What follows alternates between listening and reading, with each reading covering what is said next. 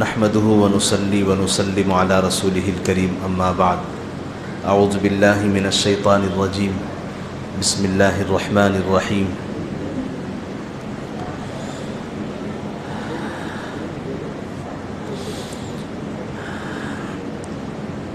الحمد للہ رب العالمین الرحمن الرحیم مالک یوم الدین صدق اللہ العظیم۔ بزرگوں اور بھائیوں، بات چل رہی تھی بسم اللہ الرحمن الرحیم کے فضائل اور بسم اللہ الرحمن الرحیم پڑھنے پر کیا کیا فائدے ہیں اور کن کن نقصانات سے ہماری حفاظت ہو سکتی ہے۔ بسم اللہ الرحمن الرحیم یہ ایک آیت بھی ہے، دعا بھی ہے۔ اللہ نے اس کے اندر بڑے ہی فضائل والے نام رکھے ہیں۔ اللہ کے 3 نام اس میں ہیں، ایک ہے اللہ، ایک ہے رحمان، تیسرا ہے رحیم۔ بسم اللہ الرحمن الرحیم 3 نام ہیں۔ اللہ کا جو خاص نام ہے وہ اللہ ہے، اور اس کے جو صفاتی نام ہیں تو وہ نام ہیں الرحمن، الرحیم، الملک، القدوس، السلام، یہ سارے نام ہیں۔ تو ان 3 ناموں میں جو الرحمن الرحیم جو اللہ نے ذکر فرمایا کہ اس کا مطلب یہ ہے کہ اللہ وہ ذات ہے جو رحمان ہے، رحیم ہے، سب سے زیادہ رحم کرنے والی، سب سے زیادہ کرم کرنے والی، سب سے زیادہ معاف کرنے والی وہ ذات ہے۔ گویا قرآن کا پہلا ہی یہ جملہ یہ بتا رہا ہے کہ اللہ بہت مہربان ہے۔ گویا بندے کو تسلی دی جا رہی ہے کہ تم اپنے رب کے بارے میں مطمئن رہو کہ تم سے کتنے بھی گناہ ہو جائے، بس ہاتھ پسارو، اللہ معاف کر دے گا۔ اس لیے اس دعا کا خاص اہتمام بھی کرنا چاہیے۔ ہر کام میں بسم اللہ کہنا ہے، انشاءاللہ اس کے ان کاموں میں برکتیں آتی ہیں۔ حدیث شریف میں ہے کل امر ذی بال لم یبدأ ببسم اللہ فهو اخطأ۔ کوئی بھی کام شروع کیا جائے اور بسم اللہ پڑھیں، اگر کسی بھی کام میں بسم اللہ نہ پڑھا گیا وہ کام کبھی پورا نہیں ہو سکتا۔ یہ نبی پاک صلی اللہ علیہ وسلم کے الفاظ ہیں۔ حضور خود فرما رہے ہیں کہ کوئی بھی کام کیا جائے، اچھا کام سے پہلے اگر تم نے بسم اللہ نہیں پڑھا، سمجھو کام ادھورا ہی رہے گا، کبھی وہ کام پورا نہیں ہو سکتا، کیونکہ وہ جب وہ کام کر ہی رہا ہے اللہ کی مدد کے بغیر وہ کر نہیں سکتا۔ جب اس نے اللہ کو پکارا نہیں تو اللہ اس کا کام کیوں پورا کریں گے؟ سوچنے کی بات بھی ہے۔ یہ ہماری زندگی میں ایسے بہت سارے کام ایسے ادھورے ہو چکے ہیں کہ اس سے اندازہ یہ ہوتا ہے شاید ہم نے وہاں بسم اللہ نہ پڑھی ہو، جس کی وجہ سے وہ کام ادھورا ہی رہ گیا۔ حدیث شریف میں اور بزرگوں کے واقعات بھرے پڑے ہیں اس تعلق سے۔ اس میں سے یہ ہے حضرت خالد بن ولید رضی اللہ تعالیٰ عنہ ایک علاقے میں پہنچے، وہاں کے ایک علاقے کا محاصرہ ہوا، گھیراؤ کیا تھا، جنگ کا میدان تھا۔ دشمن اسلام کی طرف سے جو دشمن تھے انہوں نے خالد بن ولید سے کہا کہ بھائی یہ بتاؤ کہ تم مسلمان ہو، واقعی سچے مسلمان ہو، اپنے مسلمان ہونے کی کوئی ایسی نشانی بتاؤ کہ جس کو دیکھ کر ہم یقین کر لیں کہ تمہارا رب تمہارا ہر ہمیشہ مدد کرنے والا ہے۔ انہوں نے کہا کہ تمہارے پاس کوئی زہر ہے؟ کہا کہ ایسا زہر انہوں نے لا کے دیا، اگر ایک قطرہ بھی آدمی چکھ لے تو پیٹ کی انتڑیاں کٹ کٹ کے نیچے گر جائیں، اتنا خطرناک زہر۔ وہ ایک چھوٹی سی بوتل لے کر آئے، حضرت خالد بن ولید رضی اللہ عنہ نے وہ پوری شیشی بسم اللہ کہہ کے ڈالے منہ میں، جبکہ وہ اتنا خطرناک زہر تھا، ایک قطرہ اگر ڈال لیا جائے تو سیکنڈوں میں آدمی مر جائے۔ وہ بڑے بڑے لوگوں کے پاس وہ زہر رکھا جاتا تھا اس زمانے میں، بادشاہوں کے پاس۔ کبھی کوئی خطرہ ہوتا تو اس زہر کو کھا لیتے اور خودکشی کر لیتے، کسی دشمن کے حوالے ہونا پسند نہیں کرتے، ایسا ہوتا ہے۔ تو لہذا اتنا خطرناک زہر دیا گیا، خالد بن ولید رضی اللہ نے وہ سارا زہر پوری بوتل منہ میں ڈال لی اور کہا کہ دیکھو میں مسلمان ہوں، میں نے اللہ کا پاکیزہ نام لیا ہے، جب تک اللہ کا فیصلہ نہ ہو دنیا کی کوئی چیز مجھے نقصان نہیں کرتی۔ یہ ہے بسم اللہ کی برکت۔ وہ ان کا ایمان تھا، ہم آزمانے نہیں ہیں۔ پھر حلق کے نیچے اترنے سے پہلے پھر باہر ورنہ گاڑی کھڑنا پڑتا پھر تو. یہ ہمارا مسئلہ نہیں ہے، وہ ان کا مسئلہ تھا. وہ ایمان میں اتنا قوی تھے کہ ان کو اللہ کی ذات پر اتنا بھروسہ تھا، اتنا بھروسہ تھا. کرنے دھرنے والی ذات اللہ ہی کی ہے، صرف بول نہیں تھے، ان کے دل کا وہ یقین بھی تھا. اس لیے وہ لوگ کامیاب رہے. صرف ہماری زبان کے نوک پر تو ہے، دل میں ابھی وہ یقین نہیں آیا ہمارا. ابھی غیب پہ بھروسہ نہیں، جیب پہ بھروسہ ہے. دیکھتے ہیں کہ جیب میں نوٹ ہے نہیں ہے، نہیں ہے تو واپس پھر گھر کو واپس آتے ہیں. اے ٹی ایم کارڈ ہے نہیں ہے، فون پے ہے نہیں ہے. بھروسہ ہمارا ان چیزوں پہ آ گیا ہے، ابھی غیب پہ بھروسہ آیا نہیں ہے. یہ سب سے بڑی کمی ہے، ہم سب کی کمی ہے. اللہ اس کو دور کر دے، اللہ کی ذات پہ یقین کامل نصیب کر دے. یہ ضرورت ہے واقعی. دنیا کی ہر چیز کو ہم نے پہچان لیا، لیکن آج تک ہم نے اپنے رب کو نہیں پہچانا. واقعی ہر چیز کی پہچان ہمیں آ گئی. دنیا کی ہر چیز کو ہم پہچاننے کی صلاحیت رکھتے ہیں، اچھے برے، اور ہر چیز کی کوالٹی کو جانتے ہیں. ہر آدمی کو پہچانتے ہیں. نہیں پہچانتے، نہیں جانتے تو صرف اپنے اس رب کو نہیں جانتے جس نے ہم کو سب کچھ دیا ہے. آج تک اس کی ذات پہ یقین نہیں آیا ہمیں، آج تک یقین نہیں آیا. یہی تو یقین اللہ کے نبی نے سکھایا تھا حضرات صحابہ کو. اتنا یقین صحابہ کا بنا ہوا تھا، اگر ان کے پیر کی دھول کے برابر بھی اگر کچھ حصہ مل جائے تو میں اور آپ کامیاب بن جائیں گے. کتنے واقعات صحابہ کے ہم نے سنے ہیں ایسے کہ بس اللہ کا نام لیا تو مسائل حل ہو گئے ان کے. وہ سیدھے اپنا مسئلہ اللہ سے حل کر لیا کرتے تھے، درمیان میں کوئی واسطہ نہیں ہوتا تھا. بس یوں کہے اللہ نے مسئلہ حل کر دیا. سفر میں جا رہے ہیں، گدھا مر گیا. کہا کہ اللہ گدھا زندہ کر دیں تو میرا سفر آسان ہو جائے گا، مر جائے تو نقصان میرا ہوگا، آپ کا کچھ نہیں ہے. گدھا اٹھ کے کھڑا ہو گیا، بیٹھے چلے گئے.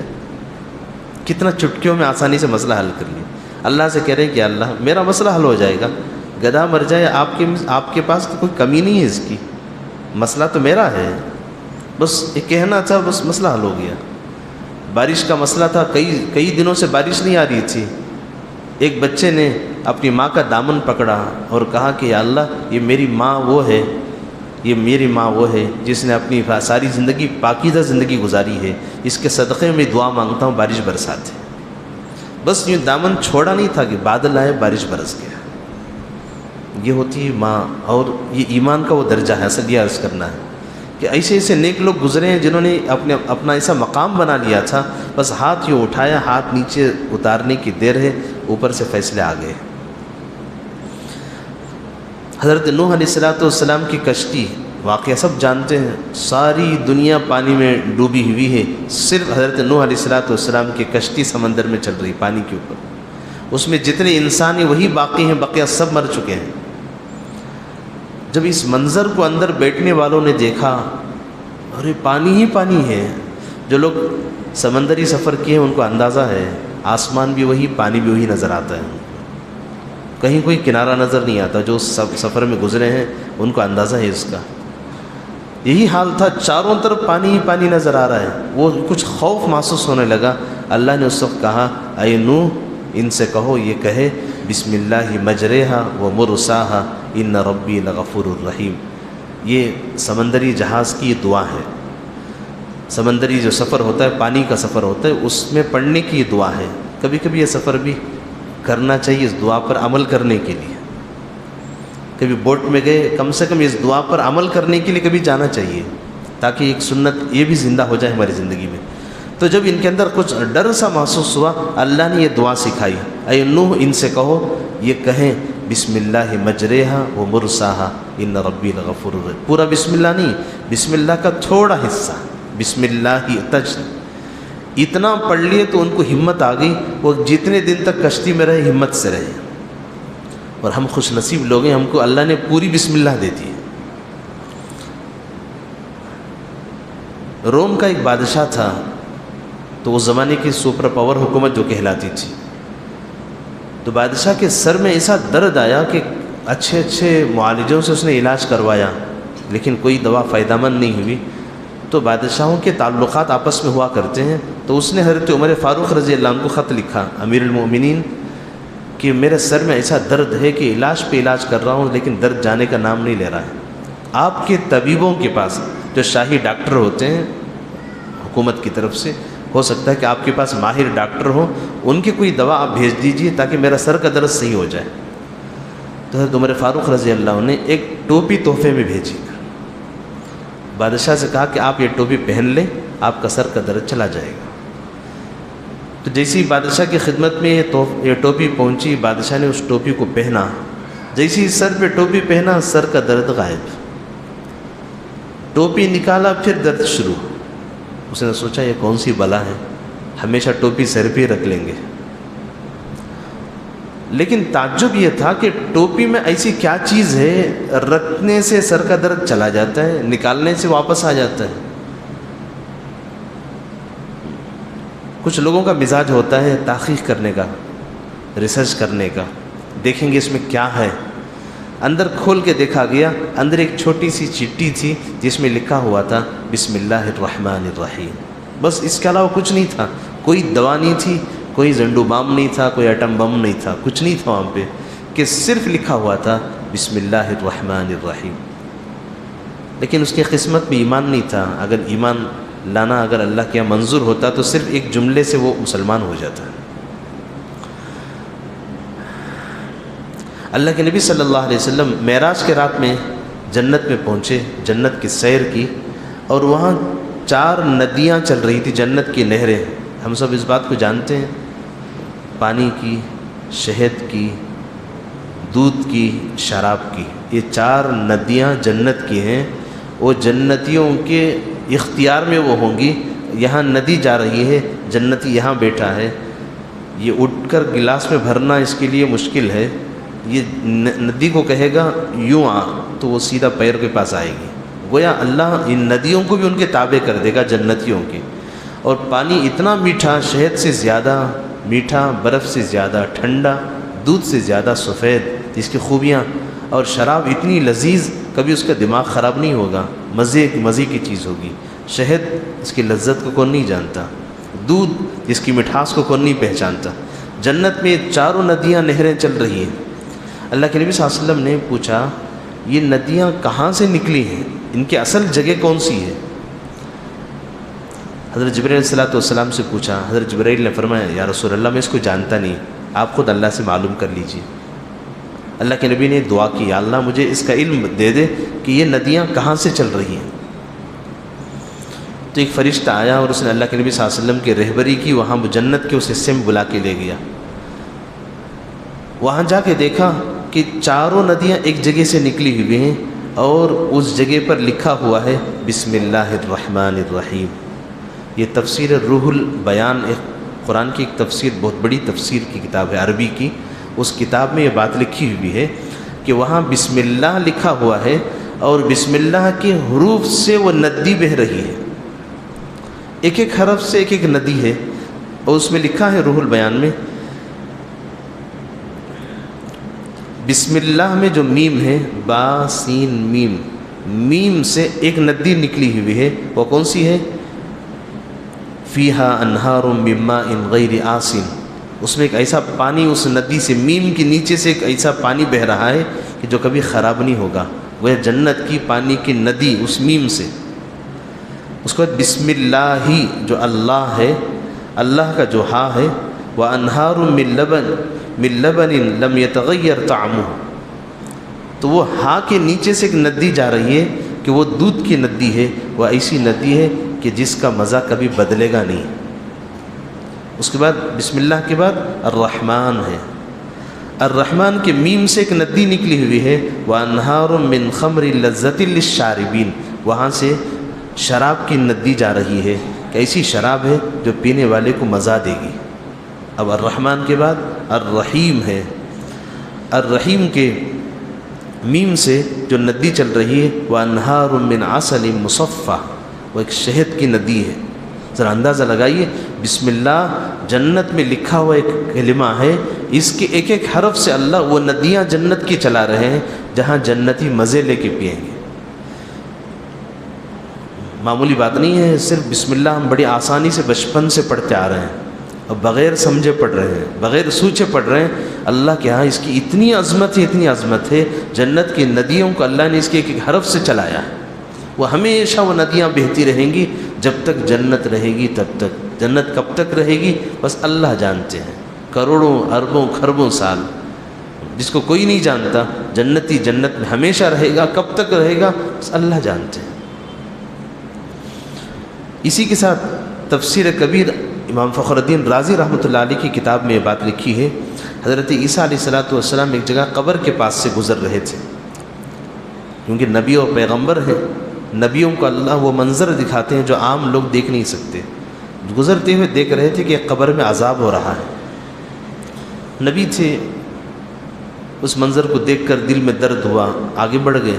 چند سالوں کے بعد پھر اسی جگہ سے گزر ہوا، دیکھا کہ وہ قبرستان میں جس قبر میں عذاب ہو رہا تھا، آج وہ قبر کا عذاب بدل کر جنت کی نعمتیں وہاں برس رہی ہیں۔ حضرت عیسیٰ علیہ السلام کنارے پہنچے، وہاں جا کر 2 رکعت نماز پڑھی، اللہ سے دعا مانگا، یا اللہ کیا ماجرا ہے تیرا، پہلے تو اس قبر میں عذاب ہو رہا تھا، اب میں دیکھ رہا ہوں کہ یہاں عذاب نہیں ہے۔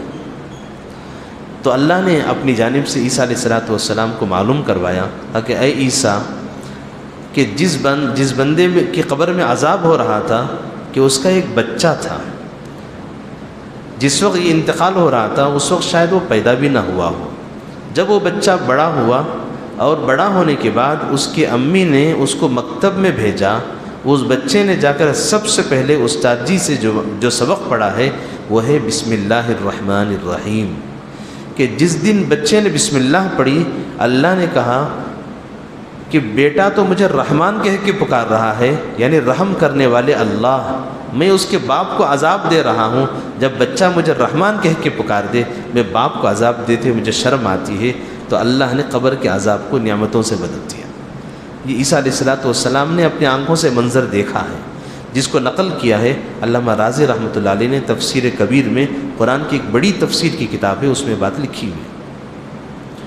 ذرا اندازہ لگائیے بسم اللہ کتنی بڑی عظیم الشان دعا ہے، کہ جس دعا کو مجھے اور آپ کو کثرت سے پڑھنا چاہیے، جتنا زیادہ میں اور آپ اس بسم اللہ کو پڑھتے رہیں گے، انشاءاللہ اللہ رحمت کے برکتوں کے دروازے کھولیں گے، عافیت کے خوشی کے دروازے کھولیں گے، مصیبتوں کے دروازے خود بخود بند ہو جائیں گے، کیونکہ ہر کام بندہ شروع کر رہا ہے اسے رب کے نام کو لے کر شروع کر رہا ہے، تو اللہ کیوں برکت نہیں دے گا؟ چھوٹا سا کام بھی ہوئے، چھوٹا سا حقیر سے حقیر کام بھی کرنا ہے، بسم اللہ، دسترخوان بچھا رہے ہیں بسم اللہ، اٹھا رہے ہیں بسم اللہ، کپڑے پہن رہے ہیں بسم اللہ، اور کپڑے نکال رہے ہیں بسم اللہ۔ بلکہ حدیث میں اللہ کے نبی صلی اللہ علیہ وسلم نے یوں فرمایا، کپڑے نکالنے کی دعا بتائی، فرمایا کہ بند کمرے میں آدمی یوں سمجھتا ہے کہ کوئی نہیں دیکھ رہا ہے، لہذا کپڑے نکالتا ہے، تاکہ اس وقت بھی شیطان اور جنات کی نظریں اس کے جسم پہ پڑتی ہیں، ہو سکتا ہے کہ ان کی بری نظر تمہارے جسم پہ پڑ جائے اور تمہارے جسم بیماریوں میں مبتلا ہو جائے۔ اس لیے حضور نے دعا سکھائی، آج سے دعا بھی آپ اہتمام کر لیں، چھوٹی سی دعا، بسم اللہ الذی لا الہ الا ہو، بس کپڑے نکالنے کی دعا ہے، بسم اللہ الذی لا الہ الا ہو، یہ اندر مہری میں حمام میں پڑھنے کی دعا نہیں ہے، کیونکہ اس جگہ اللہ کا نام اندر نہیں لیا جا سکتا۔ جو بھی دعا ہے بیت الخلاء سے باہر پڑھنا ہے، اندر جا کے دعا نہیں پڑھنا ہے، باہر سے دعا پڑھ کے اندر جانا ہے۔ ایسے اگر کپڑے ہم بدل رہے ہیں اپنے بند کمرے میں، نکالنے سے پہلے بسم اللہ الذی لا الہ الا ہو، حدیث شریف میں ہے جب بندہ بسم اللہ الذی لا الہ الا ہو پڑھتا ہے، اللہ اس کو نور سے ڈھانک دیتے ہیں، وہ کپڑے بدلتا ہے، کسی شیطان و جنات کی نظر ان پہ نہیں پڑتی۔ اسی پہ ایک واقعہ یاد آیا کہ علامہ رازی رحمۃ اللہ علیہ نے تفسیر کبیر میں ایک واقعہ لکھا ہے، بعض جنات حضور صلی اللہ علیہ وسلم کی خدمت میں تشریف لائے اور کہا کہ یا رسول اللہ، آپ کے صحابہ سے ہمیں تکلیف پہنچتی ہے۔ حضور نے پوچھا کیسے؟ کہ وہ پیشاب پاخانے پہ آتے ہیں، ہمیں بہت تکلیف ہوتی ہے، کیونکہ اس وقت صحابہ اکرام ضروریات کے لیے جنگل میں جاتے تھے، پہلے دور اسی ہی تھا، اور جنگل میں جنات کے رہنے کی جگہ، جیسے اس سے پہلے میں نے عرض کیا تھا، آبادی سے جنات کو بھگا دیا گیا ہے، وہ سب کھیتیوں میں باغیچوں میں وہیں رہیں گے جنات، ان کے رہنے کی وہ جگہ ہے۔ وہ جنات کہنے لگے آپ کے صحابہ ہم بیت الخلاء کرتے ہیں، پیشاب بیٹھتے ہیں، وہیں ہم سب لوگ، ہماری ساری فیملیاں وہیں رہتی ہیں، وہ ہمارے بیچ میں آ کے بیت الخلاء کرتے ہیں، ہمیں بہت تکلیف ہوتی ہے اس سے، یا رسول اللہ آپ اپنے صحابہ کو سمجھائیے۔ حضور نے صحابہ سے کہا اے میرے صحابہ، جب بیت الخلاء کے لیے جاؤ، کہیں بھی بیٹھو، چاہے جنگل میں دعا پڑھ کے بیٹھو، بسم اللہ ہی، پہلے بسم اللہ ہے، اس کے بعد اللہم انی اعوذ بک من الخبث والخبائث۔ جب یہ دعا پڑھ کے صحابہ جاتے تھے، جنات نے کہا ہمیں اب سکون ہے۔ فرمایا کیسے؟ کہا کہ جیسی بندہ دعا پڑھتا ہے اللہ اس کو چھپا دیتے ہیں، کسی کو نظر نہیں آتا، نہ جنات کو نظر آتے ہیں نہ شیطان کو نظر آتے ہیں، اور جنات کے بیچ میں بیٹھ کر یہ ضرورت پوری کر رہا ہے لیکن ان کو کسی کو نظر نہیں آ رہا، کسی کو اس کے غلاظت سے تکلیف بھی نہیں پہنچ رہی ہے۔ عجیب بات ہے، چھوٹی سی دعا ہے، اللہ کتنی مخلوقات کو عافیت دے رہے ہیں۔ جنات جیسی مخلوق کو بھی بسم اللہ کی برکت سے فائدہ حاصل ہو رہا ہے، ہم جیسوں کو فائدہ مل رہا ہے، لہذا بسم اللہ بڑی عظیم الشان دعا ہے، اسی سے اللہ نے قرآن کو شروع کیا ہے۔ لہذا اعوذ باللہ ہو گیا، آپ کے سامنے اعوذ باللہ کی تفصیل آ گئی، بسم اللہ کی تفصیل آ گئی۔ انشاءاللہ کل سے ہم سورہ فاتحہ میں جائیں گے، ہو سکتا ہے سورہ فاتحہ پر رمضان ختم ہو جائے، اسی لیے کہتے ہیں قرآن ایک دولت ہے، خزانہ ہے۔ آج تک سمندر سے لوگ موتیاں نکال رہے ہیں، زمانے سے نکالتے آ رہے ہیں، ہو سکتا ہے کہ دنیا جب تک کرے تب تک نکالتے رہیں گے، اندر سے نکلتے ہیں، کہ اس سے کہیں زیادہ خزانہ رکھتا ہے قرآن۔ ایک ایک آیت میں، ایک ایک اس کے ٹکڑے میں اتنی تفسیر ہے، اتنی گہرائی ہے، ساری زندگی کہی جائے شاید کہ پورے قرآن کی تفسیر آدمی بول نہیں سکتا۔ حضور کے زمانے سے لے کر آج تک علماء قرآن کی تفسیر کرتے آ رہے ہیں، آج تک اس کی تفسیر ختم نہیں ہوئی۔ اسے کہتے ہیں علم کا سمندر، یہ جو قرآن ہے وہ علم کا سمندر ہے۔ میرے استاد تھے دارالعلوم دیوبند میں، حضرت مولانا انظر شاہ کشمیری رحمۃ اللہ علیہ، انتقال ہو گیا، اللہ ان کی قبر کو نور سے منور فرما دے۔ ہم ان کے سبق میں جا کے بیٹھتے تھے کہ حضرت نے کہا ایک دفعہ بسم اللہ کی تفسیر شروع کی۔ ابھی میں نے جتنا بسم اللہ کے بارے میں کہا وہ حضرت کا وہ سبق تھا، تو تقریباً سن 2000 میں ہم نے پڑھا تھا وہاں پر، آج سے تقریباً 2 سال پہلے۔ صرف بسم اللہ کا جو سبق انہوں نے پڑھایا تھا 1 ہفتہ تھا، 1 ہفتہ ان کا سبق چلا صرف بسم اللہ کے بارے میں۔ اس کے بعد آگے حضرت نے کہا کہ اگر بسم اللہ پہ میں کہتا جاؤں کتاب کب ختم ہوگی، اس لیے چلو آج بسم اللہ ہی ختم کرتے۔ اس کے بعد فرمایا کہ اگر میں بسم اللہ کے بارے میں اگر بولنے لگوں، ہو سکتا ہے کہ مہینہ گزر جائے یا سال گزر جائے، لیکن بسم اللہ کی جو حقیقت ہے، بسم اللہ میں اللہ نے جو علوم چھپا رکھے ہیں وہ کبھی ختم نہیں ہوں گے۔ اس کو کہتے ہیں قرآن کا خزانہ، علم کا خزانہ۔ خدا کے اتارے ہوئے الفاظ میں اتنی گہرائی ہے، اتنے الفاظ چھپے ہوئے ہیں، اتنے معنی اور مطلب رکھے ہوئے ہیں۔ بس ضرورت ہے اس بات کی، ان باتوں کو اپنی زندگی کا ہم حصہ بنا لیں اور بسم اللہ کو اپنی زندگی کا لازمی جز بنا لیں۔ جب بھی زبان کھلے بسم اللہ، ہاں غلط کام کے لیے نہیں ہے۔ مثلا ٹی وی آن کرنا ہے، بسم اللہ نہیں کہنا ہے۔ گیم کھیلنا ہے فون میں، بسم اللہ نہیں پڑھنا ہے، کیونکہ وہ اچھی چیز نہیں ہے۔ کہیں ایسا نہ ہو کہ بسم اللہ کا جنون سوار نہ ہو جائے، ہر جگہ بسم اللہ ہی بسم اللہ۔ اللہ تعالیٰ ہمیں باتوں کو سمجھنے کی اور سنتوں والی زندگی کو اپنانے کی توفیق عطا فرما دے۔